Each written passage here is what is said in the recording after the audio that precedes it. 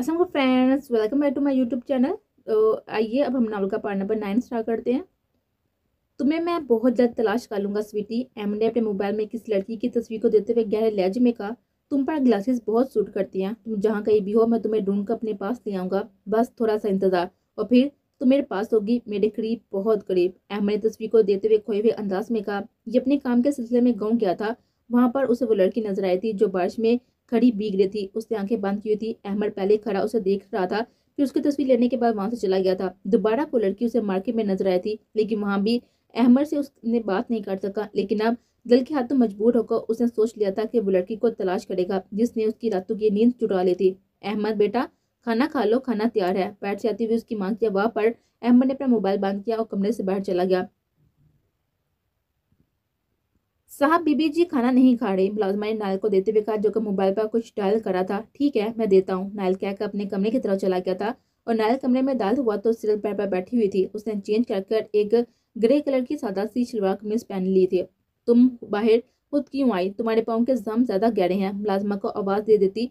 Nile ने कमरे में दाखिल होते सिर को देते हुए कहा, जो कि खामोश रही थी। नायल कुछ देर सिर के जवाब का इंतजार करता रहा।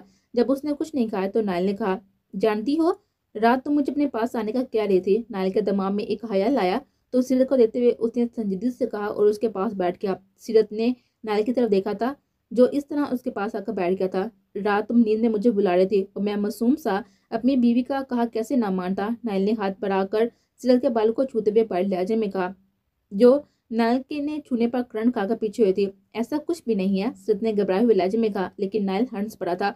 उसका मकसद सिर की खामोशी को तोड़ना था, जिसमें वो कामयाब भी हुआ था। तुम इतने यकीन से कैसे कह सकती हो स्वीट हार्ट?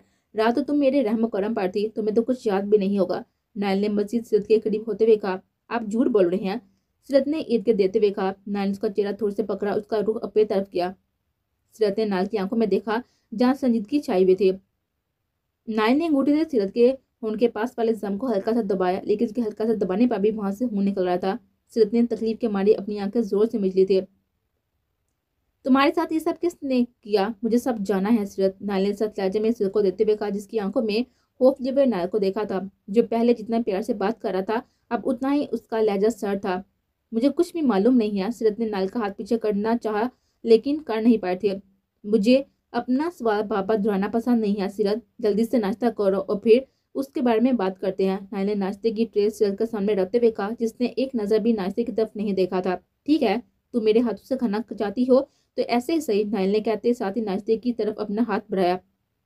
नहीं, मैं खुद खा लूंगी, सीरत ने जल्दी से कहा। ठीक है, नायल ने कहा और वहां से उठकर टैक्स की तरफ चला गया था ताकि सीरत आराम से नाश्ता कर सके। सीरत भी भूखी थी इसलिए नाश्ता करने लगी। कर लिया नाश्ता? नायल ने कमरे में दाल होते हुए सीरत को देते हुए पूछा, जिसने इस बात में सर हिला दिया था। लेकिन नजरें न जाने क्यों वो नायल से मिला नहीं पा रही थी। नायल सीरत के सर पर खड़ा था और सीरत ने नजर उठाकर नायल की तरफ देखा।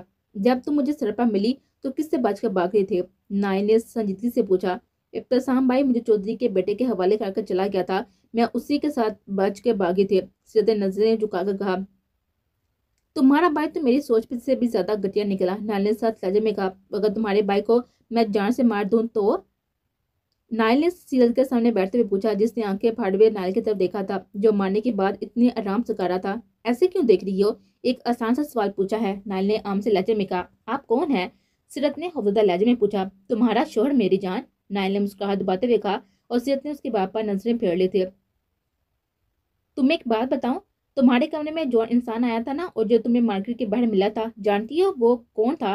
नायल ने गहरी नजर सीरत को देते हुए पूछा, जैसे शौक पर शौक लग रहा था।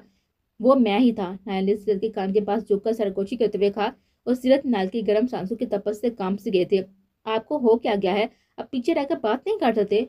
सीरत ने नायल के सीने पर हाथ रखते हुए पीछे करते हुए कहा, जिसने सीरत के हाथ पर अपना हाथ रखे उसकी तरफ खींचा था। क्यों?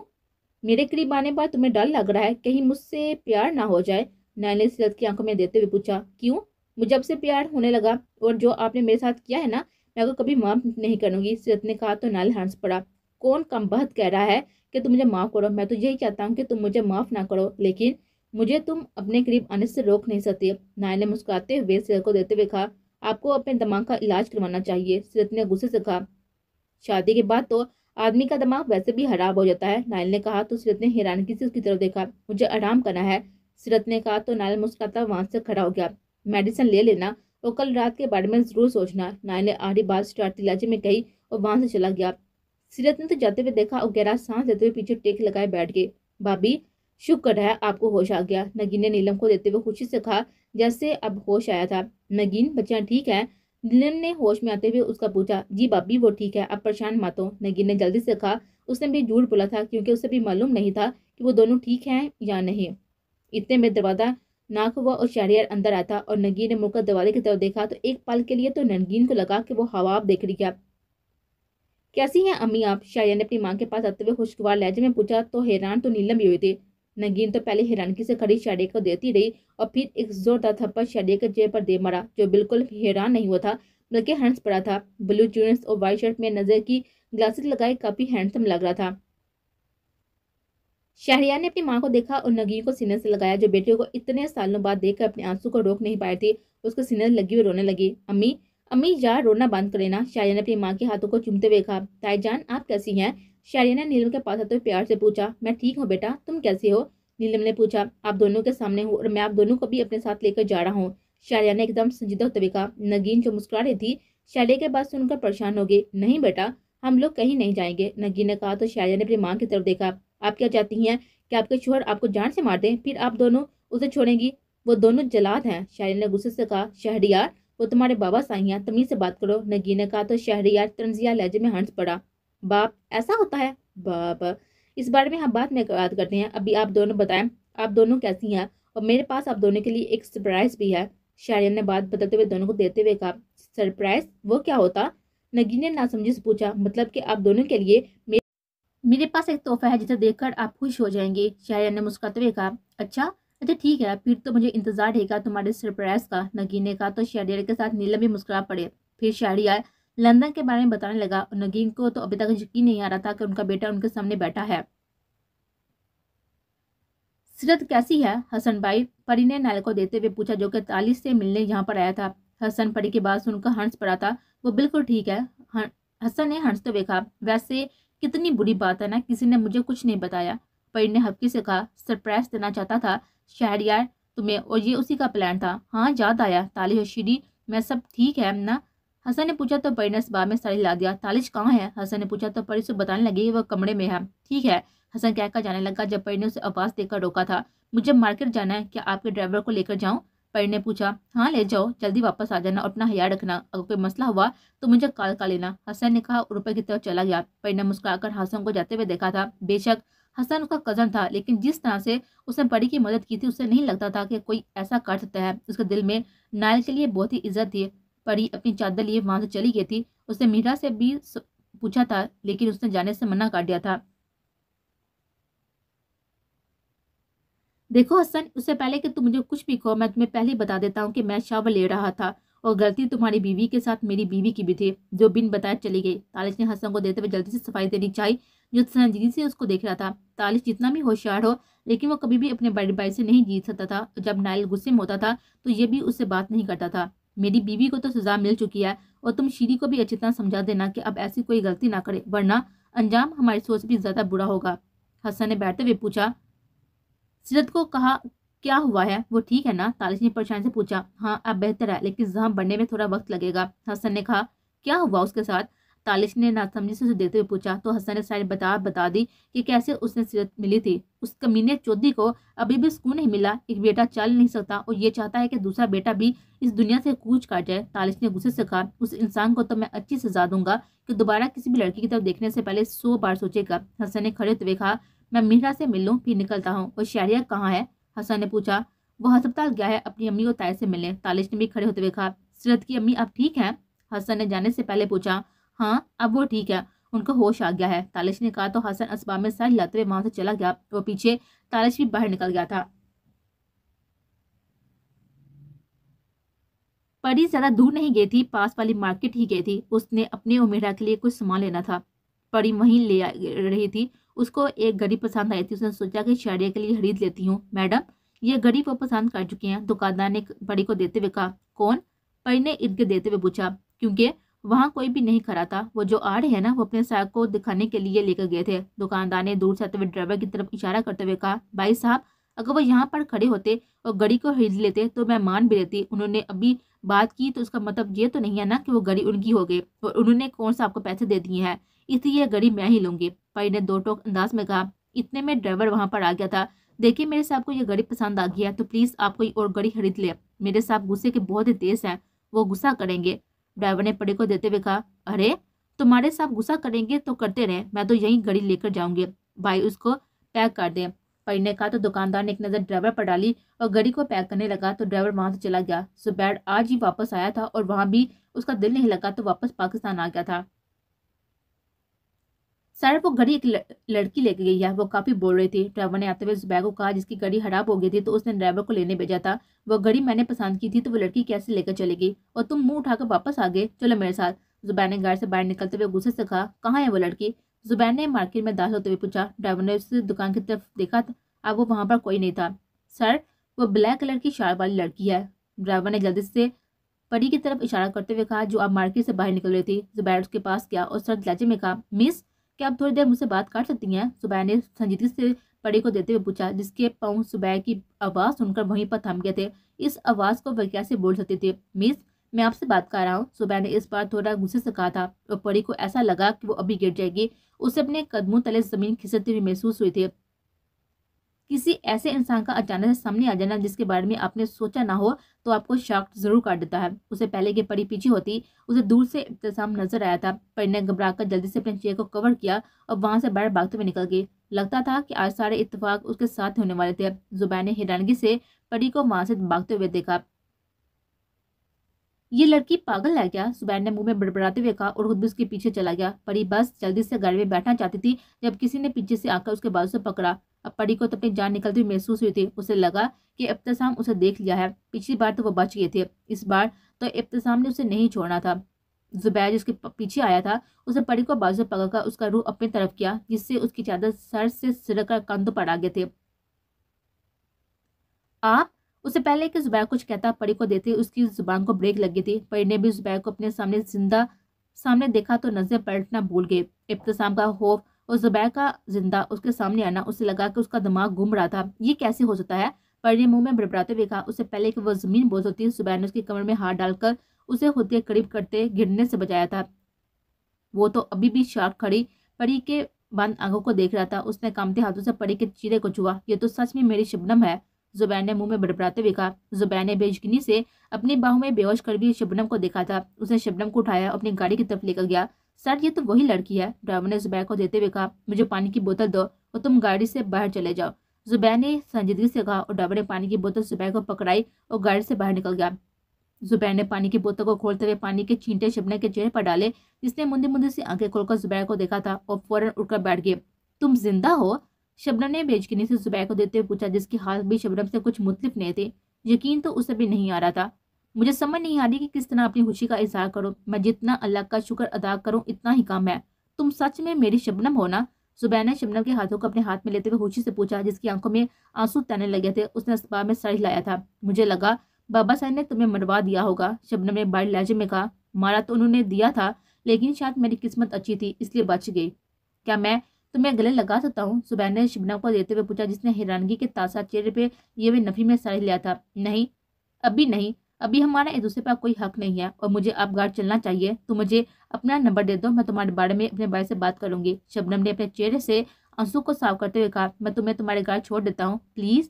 زبیر نے بے بسی سے کہا اور شبنم نے ایک نظر زبیر کو دیکھا تھا جو کہ کافی بدل چکا تھا. ٹھیک ہے لیکن ڈرائیور کو کہہ دو کہ وہ گھر چلا جائے. شبنم نے کہا تو زبیر نے اپنے ڈرائیور کے ساتھ شبنم کے ڈرائیور کو بھی بھیج دیا تھا اور خود گاڑی ڈرائیو کرتے ہوئے شبنم کو گھر چھوڑنے آیا تھا. تم اندر نہیں آؤ گے؟ شبنم نے زبیر کو دیتے ہوئے پوچھا. نہیں اب میں اپنے چچا جان کے ساتھ ہی آؤں گا تمہارے بھائیوں سے تمہارا رشتہ مانگنے. زبیر نے مسکراتے ہوئے کہا. آج وہ بہت ہی زیادہ خوش تھا. اتنا خوش کہ اپنی خوشی لفظ میں بیان نہیں کر سکتا تھا. ٹھیک ہے اپنا خیال رکھنا. شبنم نے گاڑی سے باہر نکلنے سے پہلے کہا اور گھر کے اندر چلی گئی. اس کے جاتے ہی زبیر نے بھی گاڑی موڑ لی تھی. وہ جلد از جلد گھر جا کر اپنے چچا کو شبنم کے بارے میں بتانا چاہتا تھا. پری تم ٹھیک ہو؟ تم نے ڈرائیور کو واپس کیوں بھیج دیا؟ شہریار نے پریشانی سے پری کو دیتے ہوئے پوچھا. بھائی آپ کو معلوم ہے کہ زبیر زندہ ہے؟ وہ بالکل ٹھیک ہے. پری نے خوشی سے شہریار کے سامنے آتے ہوئے کہا. کیا لیکن وہ تو مر گیا تھا نا؟ شہریار نے ناسمجھی سے پری کو دیتے ہوئے پوچھا. تو جو بات گاڑی میں زبیر نے اسے بتائی تھی وہ ساری بات پری نے شہریار کو بتا دی. بھائی وہ بہت جلد اپنے چچا کے ساتھ یہاں آئے گا، پری نے کہا تو شہریار مسکرا پڑا۔ وہ زبیر کے یہاں آنے کا مقصد جان گیا تھا۔ دیکھو پری، وہ بے شک یہاں آ جائے، لیکن پہلے میں اس کے بارے میں معلوم کرواؤں گا۔ اگر مجھے اس میں کوئی برائی نظر نہ آئی تو مجھے بھی اس رشتے سے کوئی اعتراض نہیں ہوگا۔ شہریار نے سنجیدگی سے کہا، بھائی مجھے پورا یقین ہے کہ زبیر آپ کو ضرور پسند آئے گا۔ پری نے پر اعتماد لہجے میں کہا، ٹھیک ہے، تم کہتی ہو تو مان لیتا ہوں۔ شہریار نے کہا تو پری مسکرا کر اپنے کمرے کی طرف چلی گئی۔ پیچھے شہریار نے اس بارے میں نائل سے بات کرنے کا سوچا تھا۔ کون ہو تم لوگ؟ ابھی مجھے جانتے نہیں ہو کہ میں کون ہوں؟ تم سب کو جان سے مار دوں گا، شفیق نے چلاتے ہوئے کہا، جسے نائل کے آدمی پکڑ کر لائے تھے اور کرسی سے باندھا ہوا تھا۔ تو کون ہے؟ ہمیں جانے میں دلچسپی نہیں ہے، ہم تو بس اپنا کام کر رہے ہیں۔ کھولو اسے۔ ان میں سے ایک آدمی نے اپنے باقی ساتھیوں کی طرف اشارہ کرتے ہوئے کہا، جنہوں نے شفیق کو کھول دیا تھا۔ سر نے کہا ہے کہ اسے اتنا مارو کہ اپنے قدموں پر چل نہ سکے، بس مرنا نہیں چاہیے، اس آدمی نے اپنے ساتھی کو دیتے ہوئے کہا، جنہوں نے ہاتھ میں ڈنڈے پکڑے ہوئے تھے۔ شفیق نے تو ان کے ہاتھ میں پکڑے ڈنڈے دیکھ کر ڈر گیا تھا۔ دیکھو، ہم ڈیل کر لیتے ہیں، جس نے بھی تمہیں پیسے دیے ہیں میں تمہیں اس سے زیادہ دوں گا، لیکن مجھے چھوڑ دو، شفیق نے جلدی سے کہا۔ ہمیں کیا تو پاگل سمجھا ہوا ہے؟ تیرے پیسے لے کر ہم کیا کریں گے اگر ہم زندہ ہی نہیں رہیں گے تو؟ مارو سالے کو، اس آدمی نے کہا اور کرسی پر بیٹھ گیا۔ اس چھوٹے سے تہانے میں شفیق کے دردناک چیخیں گونجنے لگی تھی۔ بس کر دو، باقی کا کال تم پر چھوڑ دو، اس آدمی نے کہا، اور باری باری سب وہاں سے چلے گئے تھے۔ شفیق اندم و زمین پر زخمی ہاتھ میں گرا پڑا ہوا تھا۔ نائن نے ان کو جیسے کرنے کا کہا تھا ان لوگوں نے ویسے ہی کیا تھا۔ کب تک ایسے کمرے میں بند رہنے کا ارادہ ہے؟ نائل جو رات کو گھر واپس آیا تھا، اسے ملازمت سے پتا چلا کہ سیرت پورا دن اپنے کمرے میں بند رہی ہے، باہر نہیں نکلی۔ مجھے طلاق چاہیے آپ سے، سیرت نے سپاٹ لہجے میں کہا۔ نائل کے اپنی گڑی کی طرف جاتے ہوئے ہاتھ وہیں پر تھام گئے تھے۔ کیا کہا تم نے؟ نائل نے سیرت کے سر پر کھڑے ہوتے ہوئے سخت لہجے میں پوچھا۔ پل بھر میں اس کا لہجہ تبدیل ہوا تھا۔ مجھے آپ سے طلاق چاہیے، میں ایک ایسے انسان کے ساتھ نہیں رہ سکتی جس نے میرے کردار پر انگلی اٹھائی ہو، مجھے سب کے سامنے ذلیل کیا ہو، سیرت نے بنا نائل کو دیکھے ہوئے سنجیدگی سے کہا، جس کا غصے سے برا حال ہو رہا تھا۔ تو ٹھیک ہے، پھر میرے کمرے میں اور میرے بیڈ پر تم کیا کر رہی ہو؟ ابھی کے ابھی نکلو میرے کمرے سے، نائل نے سیرت کو بازو سے پکڑتے ہوئے کھڑا کرتے ہوئے کہا۔ پاؤں میں ابھی بھی اس کا درد تھا، لیکن اب اس نے ظاہر نہیں کیا تھا۔ تمہیں مجھ سے علیحدگی چاہیے تو ٹھیک ہے، نکل جاؤ میرے کمرے سے، نائل نے سیرت کو بازو سے پکڑ کر گھسیٹتے ہوئے اپنے کمرے سے باہر دکھا دیتے ہوئے کہا، جس نے بڑی مشکل سے خود کو گرنے سے بچایا تھا۔ اس گھر کے سارے کمرے لاکڈ ہیں، اگر تمہیں میرے ساتھ نہیں رہنا تو یہیں زمین پر سو جاؤ، نائل نے زمین کی طرف اشارہ کرتے ہوئے غصے سے کہا اور زور سے دروازہ بند کر دیا۔ سیرت کو اس بات کی امید نہیں تھی کہ نائل اسے کمرے سے باہر نکال دے گا۔ بے بسی سے اس کی آنکھوں میں آنسو آ گئے تھے۔ کاش بابا سائیں آپ کو بھی اپنی بیٹی کی پرواہ ہوتی تو آج میں اس حالت میں نہ ہوتے، سیرت نے ارد گرد دیتے ہوئے آنسو پیتے ہوئے کہا۔ ہر طرف اندھیرا چھایا ہوا تھا۔ وہ چھوٹے قدم بڑھتے ہوئے صوفے پر آ کر بیٹھ گئے اور اندر نائل کا غصہ کسی طرح کم نہیں ہو رہا تھا۔ اس نے اپنے سگریٹ پکڑے اور ٹیرس پر چلا گیا تاکہ کھلی فضا میں اپنے غصے کو کم کر سکے جو کم ہونے کا نام نہیں لے رہا تھا۔